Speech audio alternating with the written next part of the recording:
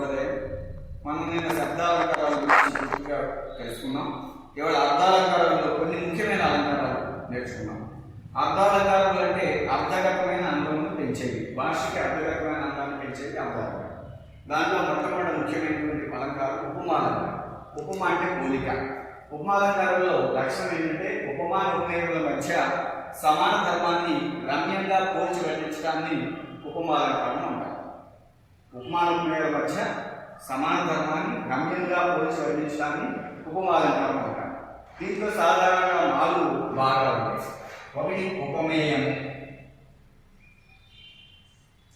2 ఉపమానం, 3 సమాన ధర్మం, 4 ఉపమావాచకం.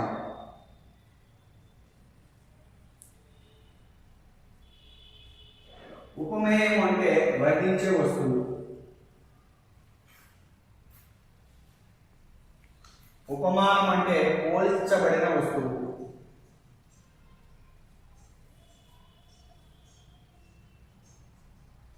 సమాన ధర్మం అంటే ఉపమాన ఉపమేయముల సామ్యత.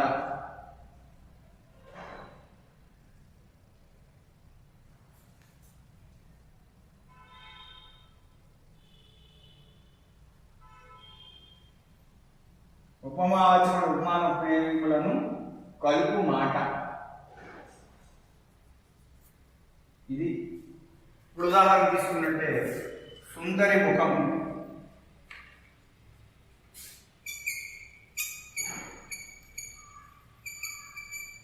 చంద్రబింబము వలె,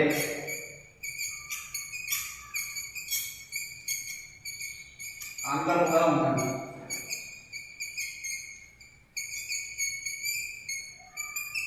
సుందరి ముఖం చంద్రబింబం వలె అందముగా ఉంటుంది. ఇందులో దేని వర్ణిస్తున్నాం? సుందరి ముఖం. ఇది ఉపమేయం.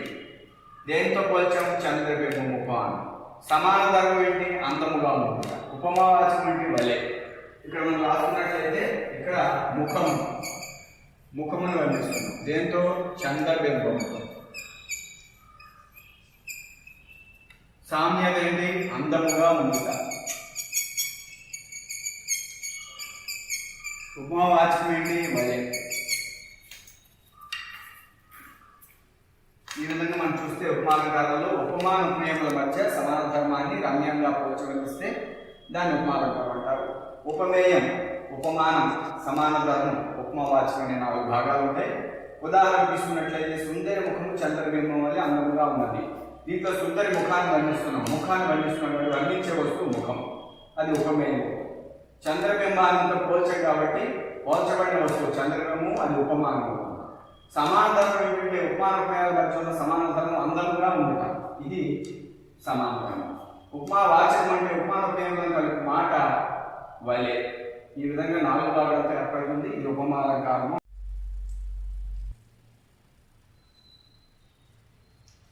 ఉత్ప్రేక్ష అంటే ఊహ. ఉపమాన ధర్మ సామ్యమును బట్టి, ఉపమాన ధర్మ సామ్యం అనుసరించి ఉపమేయమును ఉపమానముగా ఊహించి వర్ణించుట.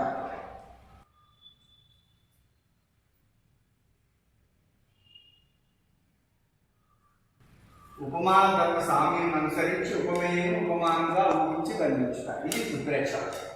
ఉదాహరణ, ఆ రాజు వైకుంఠం నుండి దిగి వచ్చిన మహావిష్ణువా అన్నట్లుండే.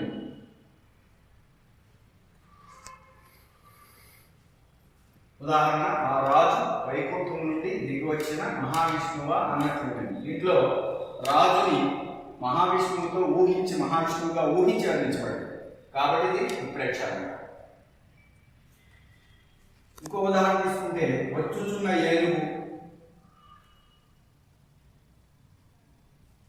నడిచి వచ్చుచున్న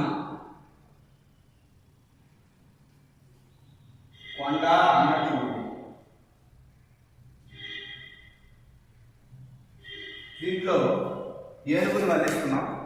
కొండగా ఊహించడం జరిగింది. వచ్చుచున్న ఏనుగు నడిచి వచ్చుచున్న కొండ అన్న కొండను చూసాం కానీ నడిచి వచ్చే కొండను చూడలేదు. దీన్ని బట్టి దీన్ని ఊహించాం కాబట్టి ఇది ఉత్ప్రేక్షాలంకారం. ఈ విధంగా ఉత్ప్రేక్షాలంకారాన్ని మనం చెప్పుకోవచ్చు. ఉపమాన ధర్మసామ్యాన్ని అనుసరించి ఉపమేయాన్ని ఉపమానంగా ఊహించి వదిస్తే ఉత్ప్రేక్షాలంకారం అవుతుంది. ఇప్పుడు మనం ఇంకొక అలంకారం గురించి చెప్పుకుందాం. రూపకాలంకారం. ఉపమాన ఉపమేయాల మధ్య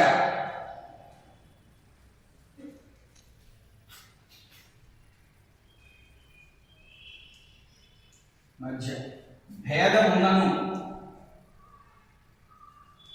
లేనట్లు వర్ణించుటను రూపకాలంకారం అంటారు.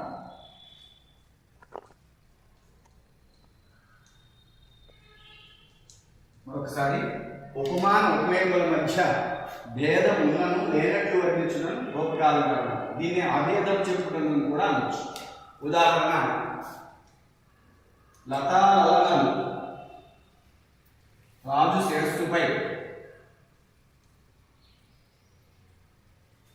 కుసుమాక్షతలు చల్లిరి.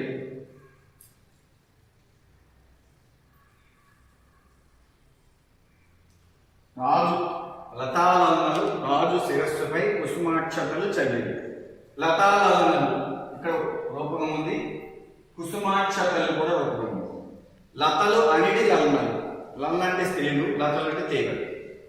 కుసుమములు అంటే పూలు, అక్షతలు అంటే అక్షతలు. కుసుమాక్షతలు అంటే పూలు అనేది అక్షతలు చల్లండి.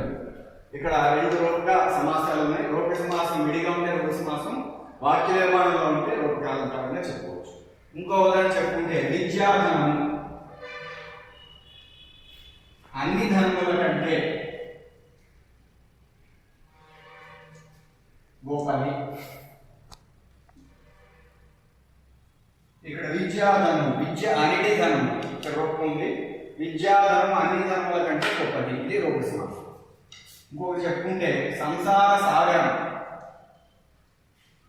ఈదడం కష్టం. ఇక్కడ సంసార సాగరం, సంసారం అనిటి సాగరం, సంసారము అనిటి సాగరం ఈదడం కష్టం, ఇది కూడా. ఇంకొకటి ఉదాహరణకి విద్యా విజ్ఞాన జ్యోతి అజ్ఞాన అంధకారమును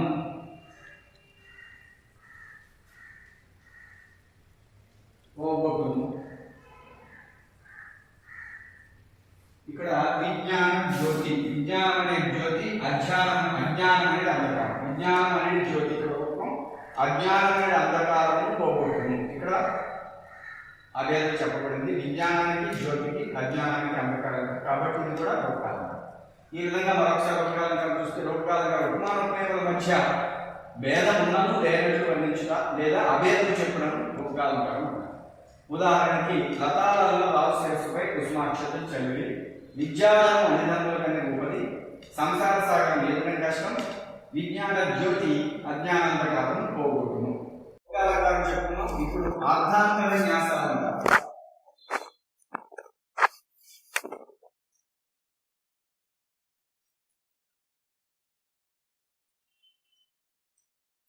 సామాన్య విషయాన్ని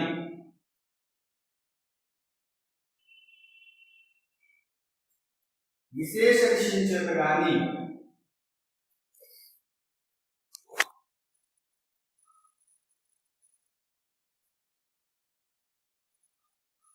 విశేష విషయాన్ని సామాన్య విషయం చేత కానీ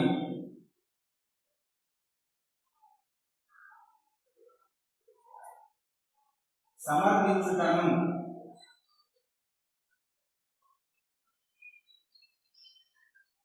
అర్థాంతర న్యాసాలంకారం అంటారు.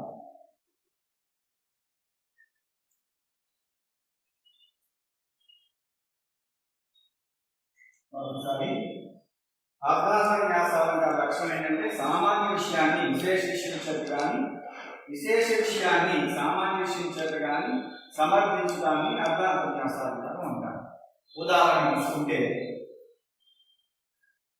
హనుమంతుడు సముద్రము దాటిన.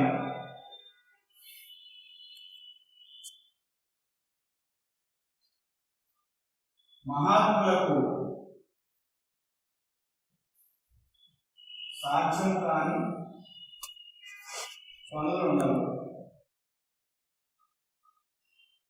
ఇందులో రెండు వాక్యాలు ఉన్నాయి. హనుమంతుడు సముద్రము దాటాను. సామాన్య విషయం కాదు. ఎవరు సాధారణంగా సామాన్యులు ఈ పని చేయలేదు. విశేష విషయాన్ని సామాన్య విషయంలో మహాత్ములకు సాధ్యం కాని పనులు ఉండవు. మహాత్ములు కాబట్టి అసాధ్యమైనది ఉండదు కాబట్టి చేశాడు. రెండవ వాక్యం మొదటి వాక్యాన్ని సమర్థించింది కాబట్టి ఇది అర్థం. ఇందులో విశేష విషయాన్ని సామాన్య విషయం సమర్థించబడింది. మరొక ఉదాహరణ తీసుకుంటే ఒక్కొక్కసారి గొప్పవారితో కూడినప్పుడు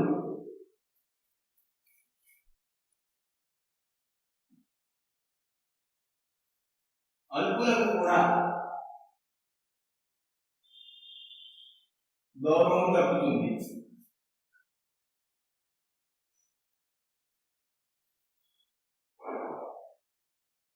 పూలతో కూడిన భారం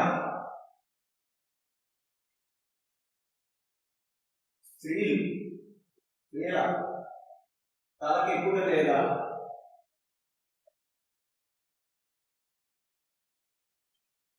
ఇందులో రెండు వాక్యాలు. ఒక్కొక్కసారి గొప్పవారితో కూడినప్పుడు అల్పులకు కూడా గౌరవం దక్కుతుంది.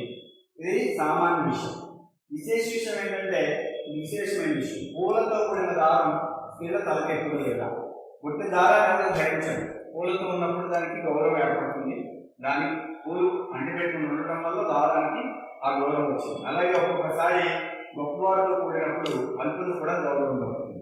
పెద్దవారితో కూడిన ఎవరైనా వచ్చినట్లయితే వారికి కూడా గౌరవిస్తాం. మనం విడియో గారు కూడా వచ్చిన ఒక అటెండర్ కానీ ఒక కలెక్టర్ గారు కూడా వచ్చిన లెక్కదారులు కానీ మనం గౌరవిస్తుంటారు. ఇది ఎలా చెప్పాడు అంటే కానీ ఒక్కొక్కసారి గొప్పవారితో కూడినప్పుడు అల్పులు కూడా గౌరవం దొరుకుతుంది. ఎలాగైతే పూలతో కూడిన దారం స్త్రీల తలకెక్కుతుంది లేదా. ఈ రెండో వాక్యం మొదటి వాక్యాన్ని సమర్థించింది. ఇక్కడ సామాన్య విషయం విశేష విషయం చేత సమర్థించబడింది. మొదటి దాంట్లో విశేష విషయం సామాన్య విషయం చేత సమర్థించబడింది.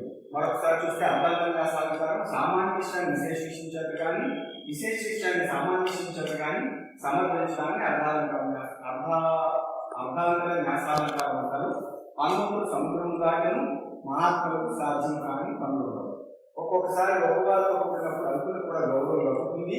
ఓటుతో కూడిన దారం పేద తలకెక్కుడు లేదా.